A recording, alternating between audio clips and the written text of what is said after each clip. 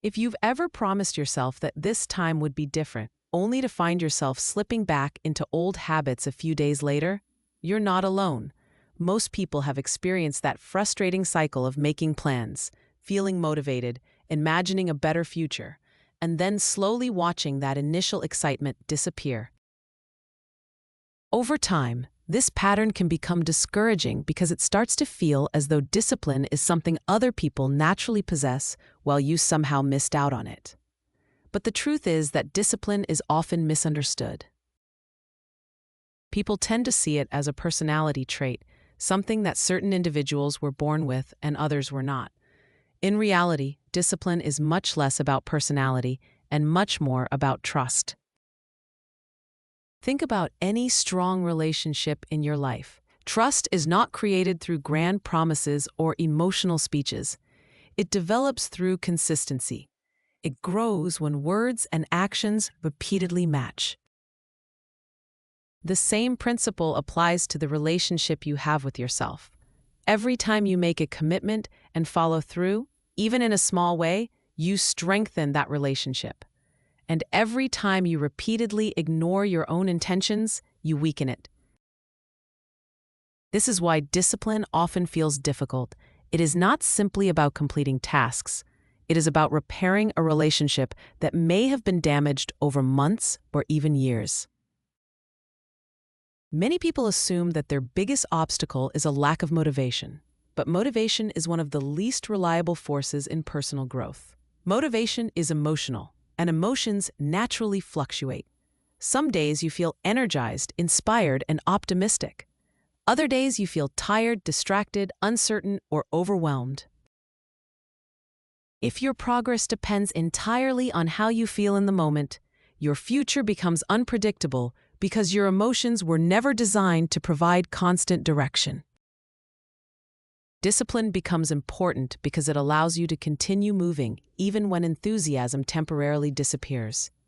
The challenge is that modern life constantly encourages immediate comfort. We are surrounded by distractions that offer quick relief from boredom, uncertainty, frustration, or discomfort. Whenever something feels difficult, there is almost always an easier alternative available within seconds. Over time, this conditions the brain to seek short-term relief rather than long-term fulfillment. The result is that many people spend years consuming inspiration while making very little progress toward the life they genuinely want. What makes this especially painful is that every abandoned goal leaves a small emotional mark. It creates doubt. It creates hesitation. It creates the quiet question many people carry with them every day. Can I actually trust myself to follow through? And that question sits at the heart of discipline because before discipline becomes a system, a habit, or a routine, it begins as a decision to rebuild trust with yourself, one action at a time. One of the most surprising truths about discipline is that it often has very little to do with productivity and far more to do with emotional regulation. When people imagine disciplined individuals, they usually picture someone who wakes up early, follows strict routines, and never misses a deadline. While those behaviors may be visible on the surface, what truly separates disciplined people is how they respond to discomfort. They understand that discomfort is not a signal to stop. It is simply part of the process. Most of us naturally move toward activities that feel rewarding and away from experiences that create tension or uncertainty. That tendency is completely normal. The problem begins when we allow temporary discomfort to make important decisions for us. A difficult conversation gets postponed. A goal gets delayed until next week. A new project remains unfinished because the initial excitement faded and the challenging middle stage arrived. Over time, these decisions create a pattern where comfort repeatedly wins and growth repeatedly loses. What many people do not realize is that avoidance has a hidden cost. While avoiding a challenge may provide short-term relief, it often creates long-term mental pressure. The unfinished task remains in the background of your mind. The decision still needs to be made. The opportunity still waits. Instead of eliminating stress, avoidance frequently extends it. This is why people can feel exhausted even when they are not doing anything particularly demanding. A significant amount of mental energy is consumed by carrying unresolved commitments. Discipline offers a different path. Rather than asking, "What do I feel like doing right now?" disciplined people gradually learn to ask, "What would my future self thank me for doing today?" That shift changes everything because it moves attention away from temporary emotions and toward long-term outcomes. Instead of reacting to every mood, they begin acting according to values, priorities, and commitments. This does not mean becoming rigid or perfectionistic. In fact, perfectionism is often one of the biggest enemies of discipline. People set unrealistic standards, miss them once, and then abandon the entire process. Real discipline is far more flexible. It understands that progress is rarely linear. Some days will be productive, other days will be messy.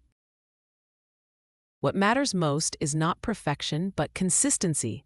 Showing up again after a setback is often more important than performing perfectly the first time. When viewed this way, discipline stops feeling like punishment and starts feeling like self-respect. It becomes a way of demonstrating that your goals matter, your future matters, and your promises to yourself matter. The more evidence you collect that you can rely on yourself, the stronger your confidence becomes, not because someone else believes in you, but because you have repeatedly proven it to yourself. If discipline is really about self-trust, then the question becomes how to rebuild that trust when it has been weakened. The answer is surprisingly simple, although not always easy. You start smaller than your ego wants you to. Most people fail because they try to transform their entire life in a single burst of motivation. They create ambitious plans, set unrealistic expectations, and attempt to change everything at once. When the plan inevitably becomes difficult to maintain, they interpret the setback as evidence that they lack discipline, when in reality, they simply chose a strategy that was impossible to sustain. The most effective approach is to focus on actions that are small enough to complete consistently, but meaningful enough to create momentum. The goal is not to impress yourself. The goal is to build evidence. Every time you follow through, your brain receives a new message. It begins updating its understanding of who you are. Instead of seeing someone who constantly postpones important things, it starts recognizing someone who keeps moving forward. This process may seem slow at first, but that is precisely why it works. Confidence grows gradually through repeated experiences of success. Discipline grows gradually through repeated experiences of follow-through. Neither one appears overnight. Both are built through accumulation. Small actions performed consistently often create greater transformation than occasional bursts of extraordinary effort. Another important shift involves changing how you think about setbacks. Most people interpret mistakes as proof that they are failing, but setbacks are an unavoidable part of every meaningful journey. The difference between people who continue growing and people who remain stuck is not that one group never struggles. It is that one group learns to recover faster. They do not allow a difficult day to become a difficult week, and they do not allow a difficult week to become a difficult year. Eventually, something remarkable begins to happen. You stop relying on motivation to carry you forward because you have developed something far more valuable. You develop trust in your own ability to continue, even when circumstances are imperfect. That trust creates stability. It creates resilience. It creates freedom. And perhaps most importantly, it creates the quiet confidence that comes from knowing you can depend on yourself. Because at its core, discipline is not about forcing yourself to become someone else. It is about becoming the kind of person who consistently acts in alignment with the future they want to create.